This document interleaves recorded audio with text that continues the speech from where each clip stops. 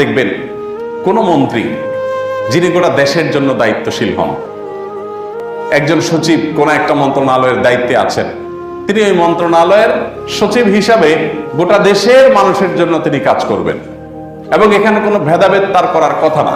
কিন্তু এরপরও কোনো এলাকায় যদি আপনি যান, মন্ত্রী সাহেবের এলাকার রাস্তাঘাটগুলো খুব ভালো, রাস্তাঘাটে আবার লাইট পোস্টও লাগাইছেন, আবার দেখা যায় যে অন্য সব স্থাপনাগুলো খুব সুন্দর করেছেন, অনেক উন্নয়নমূলক কাজ করেছেন। কোন সচিব সাহেবের গ্রামে গেছেন, মাশাআল্লাহ, সচিবের গ্রামে গিয়ে আপনি বলছেন মাশাআল্লাহ, উনি এলাকাতে অনেক কিছু করেছেন, এলাকার ছেলে হয়ে এলাকাতে অনেক কিছু করেছেন।